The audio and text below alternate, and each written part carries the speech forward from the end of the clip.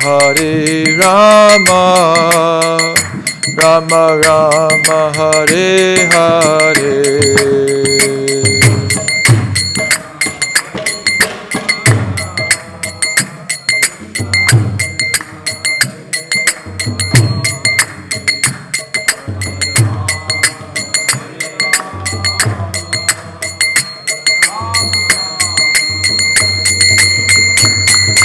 Hare Krishna, Krishna Krishna, Hare Hare, Hare Rama, Rama Rama, Hare Hare.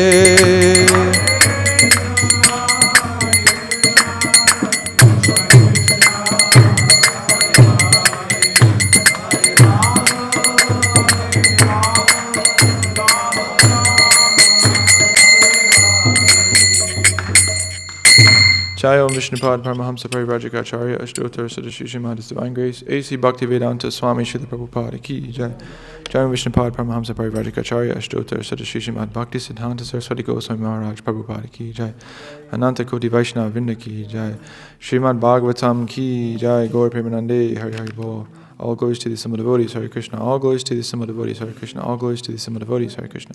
All glories to Sri Guru and Sri Gauranga. All glories to Srila Prabhupada. Namo Vishnupadaya Krishna Prishtaya Bhutale Śrīmate Bhaktivikāsa Swaminiti Namane. Okay. Om Namo Bhagavate Vasudevaya.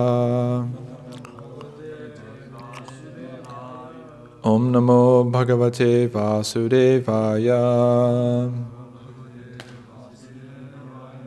Om Namo Bhagavate Vasudevaya. Reading from Srimad Bhagavatam, Canto 3, Chapter 12, Text 1 and 2.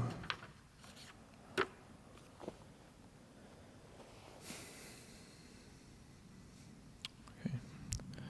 Maitreya uvāca iti te varṇitaḥ kṣattaḥ kālākhyaḥ paramātmanaḥ mahimā veda-garbho ta yathāsrākṣīn nibodha me Maitreya uvāca iti te varṇitaḥ kṣattaḥ kālākhyaḥ paramātmanaḥ mahimā veda-garbho ta yathā-srākṣīn nibodha me Maitreya uvāca iti te varṇitaḥ kṣattaḥ kālākhyaḥ paramātmanaḥ mahimā veda-garbho ta yathā-srākṣīn nibodha me Maitreya uvāca iti te varṇitaḥ kṣattaḥ kālākhyaḥ paramātmanaḥ mahimā veda-garbho ta yathā-srākṣīn nibodha me. Maitreya uvāca iti te varṇitaḥ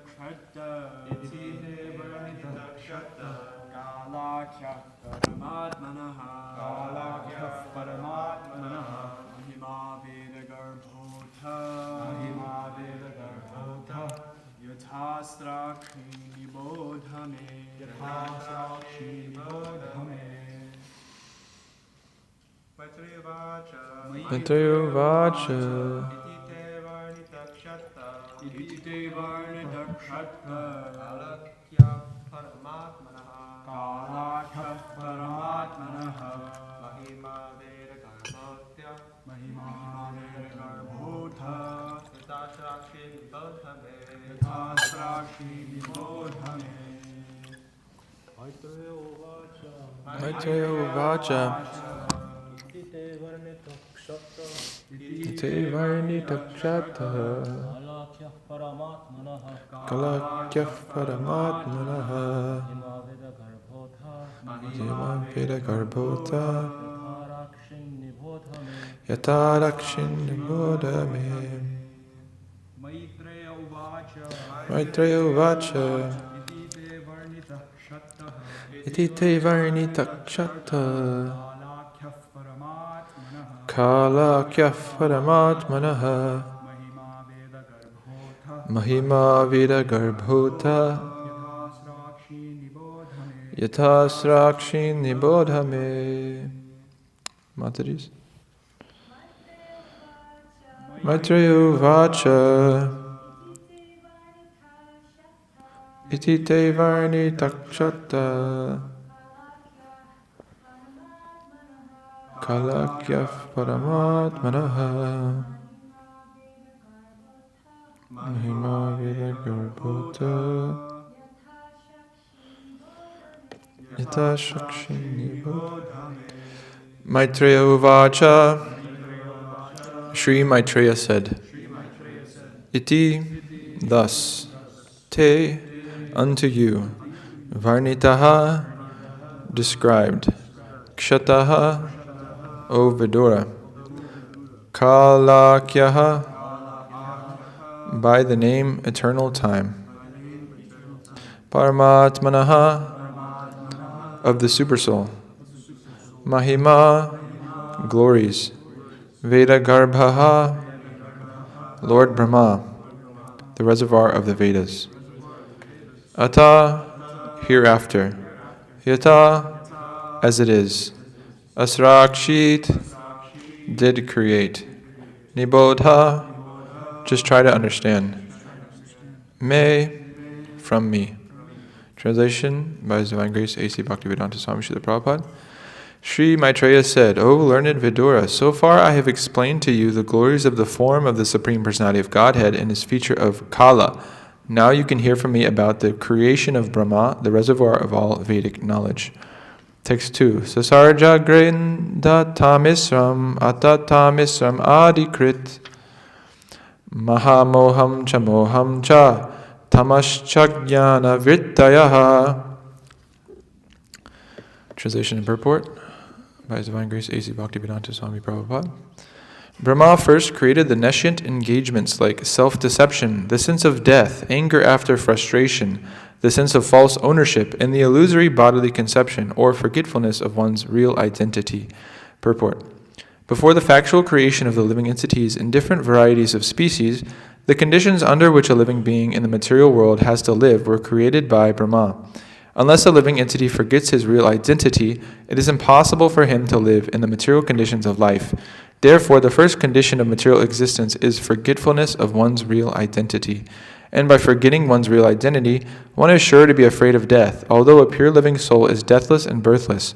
This false identification with material nature is the cause of false ownership of things, which are offered by the arrangement of superior control. All material resources are offered to the living entity for his peaceful living and for the discharge of the duties of self-realization in conditioned life. But due to false identification, the conditioned soul becomes entrapped by the sense of false ownership of the property of the Supreme Lord. It is evident from this verse that Brahmā himself is a creation of the Supreme Lord, and the 5 kinds of nescience which condition the living entities in material existence are creations of Brahmā. It is simply ludicrous to think the living entity to be equal with the Supreme Being, when one can understand that the conditioned souls are under the influence of Brahma's magic wand. Patanjali also accepts that there are 5 kinds of nescience as mentioned herein. Om Ajnana-timirandhasya Jnananjana Shalakaya Chakshur Unmilitam Yena Tasmai Shri Gurave Namaha Shri Chaitanya Mano Bhishtam Stapitam Yena Bhutale Svayam Rupa Kadamahyam Tadati Svapadantikam Vandeham Shri Guru Shri Yutaf Padakamalam Shri Gurun Vaishnavamscha Shri Rupam Sagrajatam Sahagana Raganatam Vitam Tam Srivam Sadvaitam Savadutam Parijana Sahitam Krishna Chaitanya Devam Shri Radha Krishna Padan Sahagana Lalita Shri Vishakam Vitamscha He Krishna Karuna Sindho Dina Bandho Jagatpate Gopisha Gopika Kanta Radha Kanta Namostate Tapta Kanchana Gaurangi Radhe Vrindavaneshwari Rishabhanu Sute Devi Pranamami Haripriye Nama Om Vishnupadaya Krishna Prishtaya Bhutale Śrīmate Bhakti Vikasa Swaminiti Namane. Nama Om Vishnupadaya Krishna Prishtaya Bhutale Śrīmate Bhakti Vedanta Swaminiti Namane. Namaste Saraswate Devi Gauravani Pracharine Nirvishesha Shunyavadi Paschati Deshatarine. Jai Shri Krishna Chaitanya Prabhu Nityananda Shri Advaita Gadadhar Shivasari Gaur Bhaktivinoda. Hare Krishna Krishna Krishna Hare Hare. Hare Rama Rama Rama Hare Hare. Vanchakalpatarubhyascha kripasindubhyevacha patitanam pavanebhyo vaishnavebhyo namo namaha. Vagisha yasya vadane lakshmi yasya cha vakshasi yasya ste hridaye samvittam nasimham maham bhaje. Okay, so I'm just going to reread the second verse. Sasar jagre the tamisram atha tamisram adikrit maha moham chamoham cha tamas chajnana vrittayaha. Brahmā first created the nescient engagements like self-deception, the sense of death, anger after frustration, the sense of false ownership, and the illusory bodily conception or forgetfulness of one's real identity. So we're moving into a new chapter here. We've just spoken about time and quite in depth. Now we're going to be speaking about, as it said in the first verse here, the creation of Brahmā and how Brahmā goes about creating the secondary creation. And so the very first thing that he creates, as we're seeing here, is this kind of different 5 aspects of illusion, 5 kinds of nescience, which condition the living entities, as it's said here. So self-deception, the sense of death, anger after frustration, the sense of false ownership, and the illusory bodily conception. So these are all things that obviously are very detrimental to us, to our happiness, to our being Krishna conscious. I mean, they are literally the things covering us over from becoming Krishna conscious. And as it's said in the purport here very nicely, that unless a living entity forgets his real identity, it is impossible for him to live in the material conditions of life. So unless these conditions are created here at the beginning by Brahmā, then it would actually be impossible for the living entity to come into the material world and live in this illusion that, again, that we are supreme, that we are the enjoyer, and to forget Krishna, because the natural state of the living entity is to be remembering Krishna and to be understanding that we are part and parcel of Him, that we are eternal, that death is just an illusion, that actually death doesn't exist for us. There's, as Krishna says, there's never a time where I, nor you, nor these kings did not exist, nor will there ever be a time when we cease to be. So all of these different aspects of nescience, the sense of false ownership, again, if we're situated in Krishna consciousness, we understand that everything is ultimately owned by Krishna. The illusory bodily conception, once again, we come into this world and we immediately identify with these bodies. And this creates this, again, another layer of this illusion that keeps us entangled in this world. So without creating these different things, again, there's no possibility of the living entity existing in this world, because we would just be Krishna conscious. We would be remembering our original, we would have our original consciousness. So therefore, the first condition of material existence is forgetfulness of one's real identity. And, this is, it's just, if you think about, actually, the next verse, I don't want to, get too much into the next verse for whoever's speaking on that, but it nicely kind of mentions how Brahmā is creating this, he's creating these different aspects of nescience, and it's a very brutal or thankless or not relishable task to do such a thing, to create these things like self-deception, the sense of death, anger after frustration. It's not a pleasant thing to do, and to understand that by creating these things, you're going to be kind of complicit or helping the living entities to forget Krishna, right? But because he's acting on the behalf of the Lord, and he's acting in the way that Krishna wants him to act, and he's doing this as a form of devotional service, he has to create this world so that the living entities can come and play out their twisted material desires and desires to forget Krishna. So he has to create this situation in which the living entity is able to forget about Krishna. And to do that, he has to create such unpalatable things, you could say, such as the sense of death, anger after frustration, this illusory bodily conception, all things that lead to so much misery and so much suffering, I mean, think about how much suffering and misery must be caused because of Brahmā creating these things.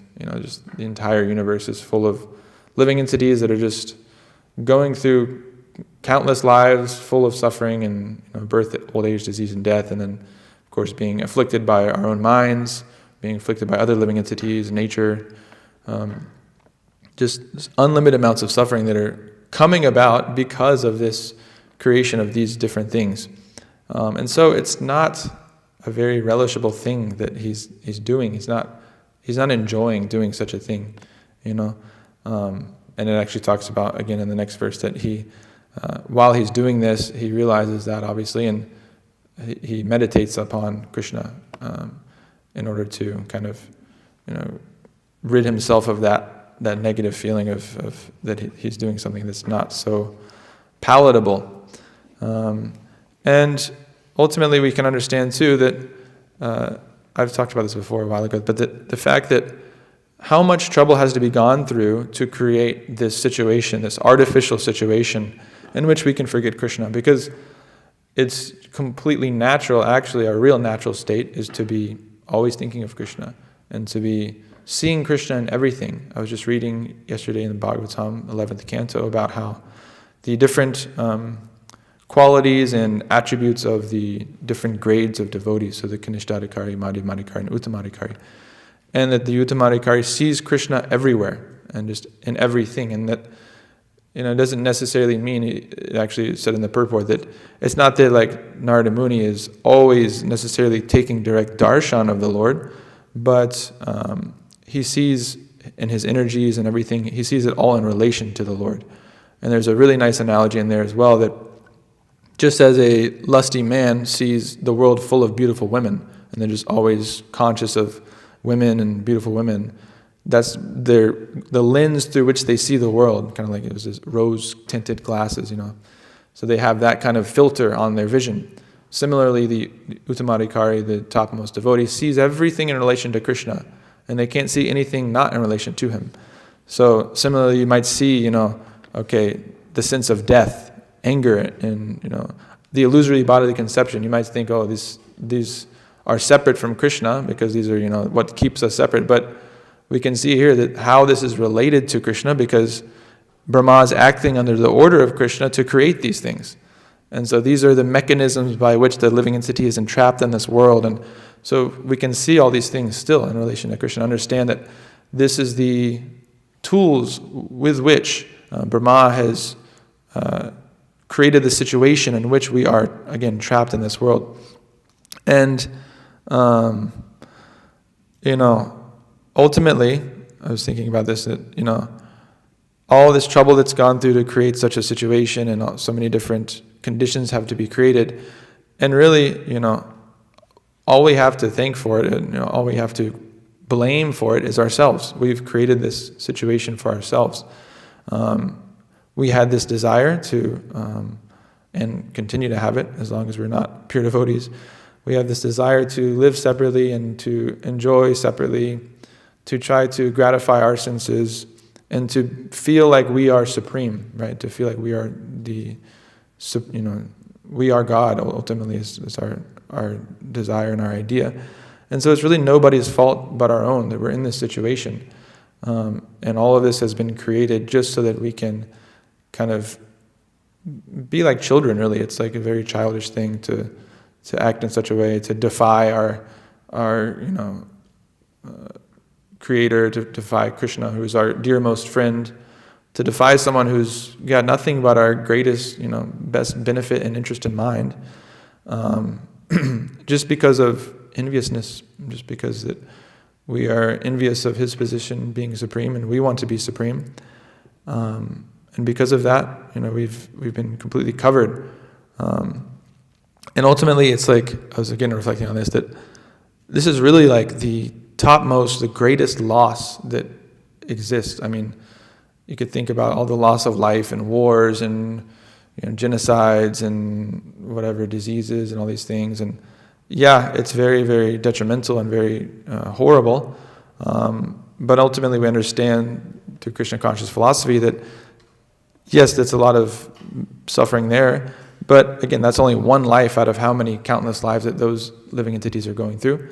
And the bodies are what are dying in that situation. But the real loss is this loss of our understanding of who we really are. Like it's saying here, the first condition of material existence is forgetfulness of one's real identity. And by forgetting one's real identity, one is sure to be afraid of death, although a pure living soul is deathless and birthless. So this is just the greatest loss. I mean, because we forgot our real identity, we've lost, our rightful or our natural position that we actually have, a right to experience, which is one of being eternal, being full of bliss, and being full of knowledge. We have this illusion that we are the body, and therefore we're always afraid of death. You go on the street and talk to people and try to get into some philosophy with them, and you'll very quickly see that many of them are, when you ask them, what is this, our line that we say, do you want to be happy sometimes or all the time? Does happiness come from inside or outside? We ask them, do you want to be happy, basically? And they say, I am happy. Charan Prabhu likes to say this. I'm happy. That's what people tell him, Yeah, I'm happy, man. But if you just kind of really examine their life a little bit and examine, our own state, that you'll see that this happiness is completely an illusion. It's just completely maya, because it's based on, again, the idea that we're this body. They've maybe created somewhat of a comfortable material situation for themselves with their family and their children and their work and all these things. And they think, yeah, I'm happy. But nobody is consciously thinking on a very regular basis about the inevitability of death. And they think, I'm not afraid of death. They say that too. I'm not afraid of death. But the thing is, if death came to them right at that moment in the form of maybe like a gun in their face or something, they would definitely be fearful. To be able to just stand there and just say, no, I'm not afraid of death.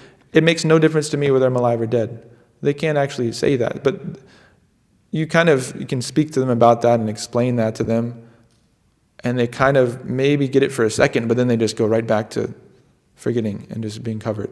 And this is said, what is this? Maharaj Yudhisthira says this is the greatest, the most wonderful thing in the world, that everyone sees death all around them, but still they think it won't happen to them. This is the most wonderful thing.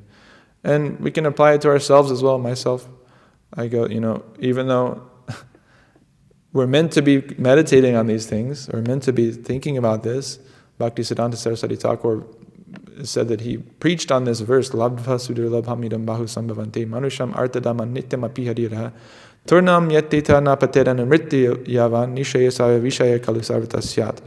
Said that he spoke on this verse every day. Every single day he would speak on this topic, that this human form of life is extremely rare, and that when you have it, as long as you haven't fallen over and died, you should quickly endeavor for Krishna consciousness, because this is only available in the human form of life, whereas all this sense gratification and all these things that we're chasing after are available even in the most abominable species. But we forget about this, and we continue going on in our life under this illusion that death is far away. I'm young, I have plenty of time, and I can be Krishna conscious, but I can also kind of it's not so important as this other stuff that we're focused on the stuff that's immediately in our lives in front of us, but we have to understand too that that's going to be taken away from us at some point. Whatever we're doing, whatever we're working on, at some point it will be taken away. And of course, there's no loss or diminution on this path of Krishna consciousness as long as we're engaging in devotional service. We're making progress towards becoming pure devotees and becoming Krishna conscious, but many times we don't have the urgency, the urgent understanding of how we need it right now. We need it right now. We're drowning and we need it right now. We need a life raft right now. There's so many examples of devotees, leaving too soon, leaving untimely. There was this devotee, actually, me and kṣattaḥ Prabhu were talking about this devotee that was in Nutalavan. This was just maybe a couple years ago, and he was young, I don't know how old, and probably around our age, and headed to Mangalarti, and then something happened, and he lost control of the car, and he left his body right there. So we don't know. It could happen at any moment. We could be just driving. We drive so much, and so many car accidents happen every single day. And so we should be very urgently pursuing Krishna consciousness, and that should actually be the center, not the whatever else we were doing on the periphery, or our career or our material situation or anything like that, but actually becoming Krishna conscious, absorbing ourselves in hearing and chanting. And I'm preaching to myself here. I should be, thinking of Krishna more and learning shlokas and reading more and really kind of absorbing myself in my japa and all these things. These are very, very important things. This is the most important thing. It's the most important thing because this is how we get out of these horrible situations of self-deception, the sense of death, the fear of death, experiencing anger, the sense of false ownership, illusory bodily conception, all these things that nobody actually here wants to have any of these things. But the way out of it is through hearing and chanting about the Lord. Shrinvatam Swakata Krishna Punya Shavana Kirtana Hridyantasya Badani Vidanodi Saritsatam. And yeah, so let's see. There's so many things to talk about in this. So because this forgetfulness comes about, we forget about our real identity. What is very common now and popular now is something called absurdism. Have you guys heard about this philosophy? Absurdism. Nihilism? So nihilism is the idea that, I don't remember was it Nietzsche? Huh? Who came up with that? Nietzsche? Anyways, the idea is that there's no meaning, there's no purpose, there's no meaning to anything. This world is just cold and dead, and we're just, some fluke of, biology that, we just happen to develop consciousness through evolution, all these things. And there's no meaning actually to any of it. Who is it? Okay, but now there's kind of a similar but different philosophy that's very popular that I've encountered people saying, oh yes, I'm really into this philosophy called absurdism, which is same as nihilism. Everything is meaningless, but humans are always pursuing meaning, and so it's kind of a contradiction. And their idea is that, well, you just create your own meaning, and that's how you kind of embrace the meaninglessness of the world, of the universe, and you create your own meaning, and then that's how you actually find happiness. Is that you realize that it's all meaningless, but you create your own meaning. So this is a very common thing, and this is just like a natural result of this forgetfulness of our real identity. We begin to think that everything is just completely meaningless, there is no meaning to any of it, and we can create our own meaning. And again, we think that we are the owner of our body, we think that we are, the topmost living entities. We also think that human beings are the top of the food chain, and we have, intelligence, and so therefore we can use this world in whatever way we want, because again, there's no owner of anything like that. Nobody actually owns any of this. It's all meaningless. It's all just matter that has no it's just randomly come about. So therefore we can do whatever we want with all of it. It's ours for the taking, because we are the most intelligent beings that we know of, and therefore we can just go and do whatever we want. But the same people, it's funny because I see this sometimes, I've seen it many different times over the years, but these kinds of people, and they're also within the tech bros and all these kind of people that are self-improvement and all this stuff. They like to also quote Bhagavad Gita, but they only like to quote one verse from Bhagavad Gita. It's, what is this, 247, I'll pull this up. Karmani evadikaraste ma phaleshu kadachana ma karma phala heturbhur ma te sango stvakarmani. You have a right to perform your prescribed duty, but you are not entitled to the fruits of action.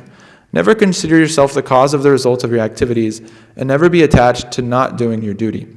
So they really, really like this. I've seen them quote it so many different times. Yeah, you have a right to perform your duties, but you're not entitled to the fruits of action. And it feels very like stoic and very like, yes, you have to be detached from this world, and you should do your duty, but you shouldn't worry about the results.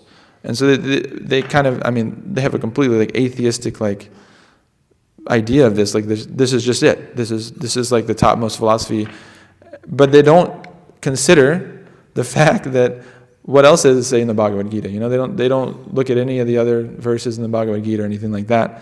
And whatever version they're reading is probably just completely bogus. But if you just simply go, there's so many verses that explain this, but one that comes to mind is 9:27. You can pull this up. Yad karoshi yad asnasi, yad jahoshi dadasi, yad tapasyasi konteya tat kurushva adarpanam. So they're saying, you don't have the rights to the fruits of your action.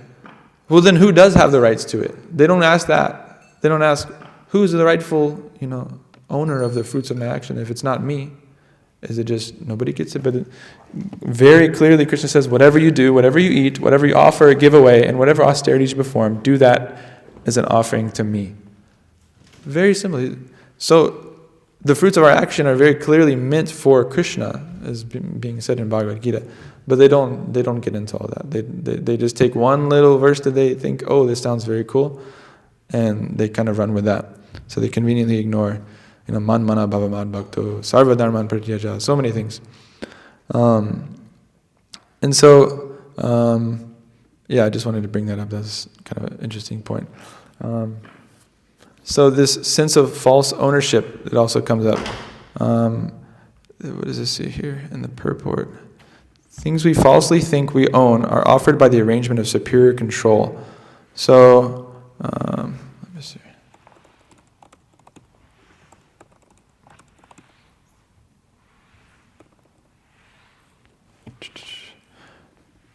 This false identification with material nature is the cause of false ownership of things which are offered by the arrangement of superior control. So again, we're going through, this nihilistic and absurdist philosophy. First of all, it begins with the identification with material nature. They think that they are the body. They think that, yes, this life is all in all. We're just a combination of chemicals. Everything is meaningless. And therefore, again, this idea of ownership over matter comes about, that, I own this body, I own these things in my vicinity, this money and whatever. But this false ownership is due to this false identification with the body and false identification with material nature. But actually, all these things are offered by the arrangement of superior control, it's saying here. All material resources are offered to the living entity for his peaceful living and for the discharge of the duties of self-realization and conditioned life. So people don't really talk about this. People think, yes, you have to go out and make your living, make something of yourself, make sure that you are, provided for. You have to take care of yourself. You have to get all of the requisite things to provide for your health and your maintenance and all these things. But very clearly it's saying here that all material resources are offered to the living entity for his peaceful living. So actually everything is just kind of given to us ultimately. Like all the animals are just existing. They don't have to work. They don't have to do anything. They're getting the food they need, the shelter they need, etc. Similarly, you see someone that's working 100 hours a week and someone that doesn't work at all, someone that just lives on the street and is homeless. They also, the homeless people are also eating nicely. We go see, when we go to Śrī Prasadam, sometimes I see they have like a whole giant cookout, like they got these big grills and they're like cooking for like hundreds of people, and they're all like, they're eating, whatever they want to eat. And whenever we go offer them whatever we have, they say, so if they don't want it, if they don't like it, then no, I don't want that, because they're going to get something else in like 30 minutes anyways.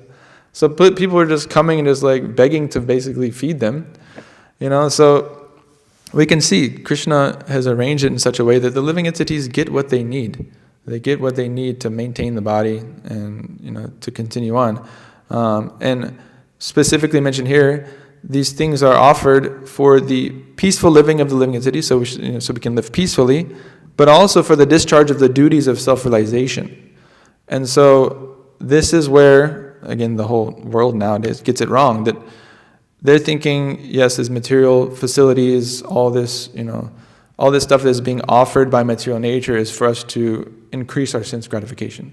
So we're going to exploit the earth and, do fracking and extract, all these, rare earth minerals to create lithium batteries, and et cetera, et cetera, et cetera. And they think, all these material resources are being offered to us for our sense gratification. But no, it's very clearly said, these are for peaceful living and discharge of the duties of self-realization.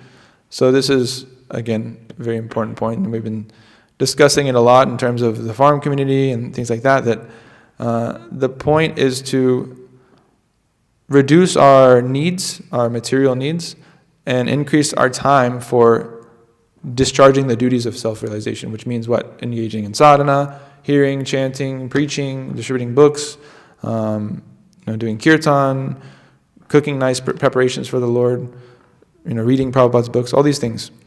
So this is actually the reason that, this is how it's arranged. It's arranged nicely so that we get everything we need, and we don't actually have to really do much endeavor to get our maintenance, and it gives us time to, again, engage in self-realization.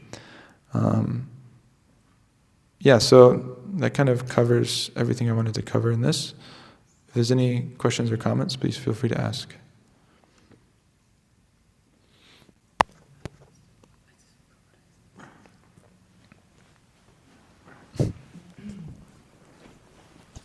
Can you go back to the verse of the day? Yeah. So, go to the top. Okay, yeah. No. Yeah, there you go. So, self-deception, the sense of death, anger after frustration, the sense of false ownership, and the illusory bodily conception.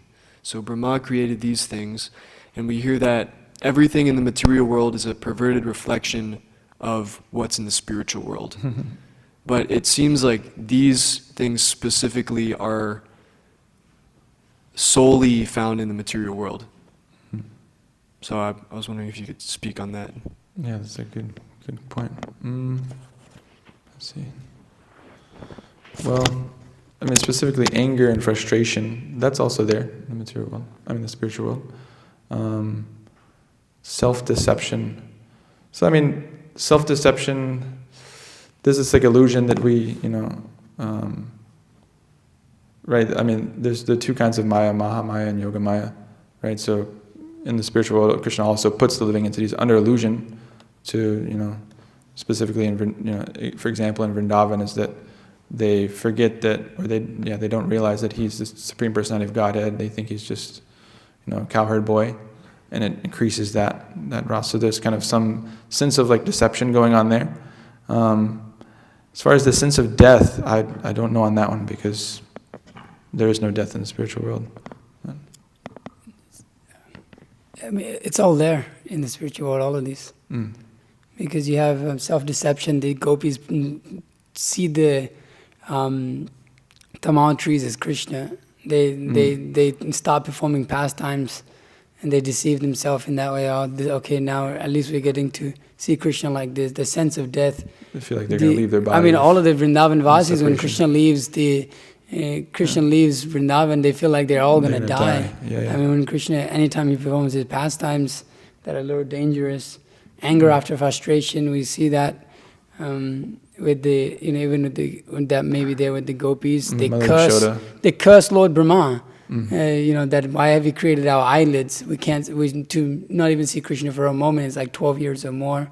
The sense of false ownership. The gopis may feel like they own Krishna, and then Krishna said, "Okay, you feel like you own me. I'm out." He dips, and the illusory bodily conception. That one I can't particularly think of right now. Huh? Oh yeah, you could say that Krishna is my son and like that. So they're all centered around Krishna. Yeah, sure. So it's forgetfulness of one's real identity. Yeah, that's there in the spiritual world. So it's all there. It's not very different, but it's just centered around Krishna. That's all. That's the main difference. This one specifically is centered around ourselves. And so. Anything else? Oh yeah, I think I remember what I was going to say. Guru Maharaj mentions sometimes the how amazing it is when you get the philosophy wrong, when you apply the philosophy wrongly, that everything goes to hell. Just like Bhagavad Gita is about a war, in which Arjuna is killing his own family. But obviously, because there's a proper conception and that there's been proper guidance for thousands of years by acharyas and different gurus, even if some of them may be materialistic gurus, still there's some level of proper conception of dharma, that you don't see people just killing each other in families saying, oh, Bhagavad Gita says to do it. It's not like the Muslim philosophy or this or that, you know. So the importance of understanding the philosophy, right, going from that extent to even within our own lives of watering the bhakti creeper properly. To not understand the philosophy properly, that includes behavior, how to treat other devotees, how to speak with them, how to have a loving relationship with them, all of these things.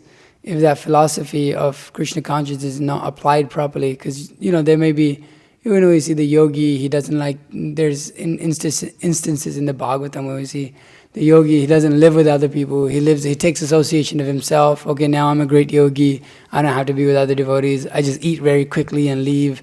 I don't have to talk with them, it's okay, I can just maintain. As long as I read and chant, my spiritual life is maintained. That's the main thing. Shravanam, Kirtanam, Vishnu Smaranam, forget it all. Everything else is a distraction, waste of time.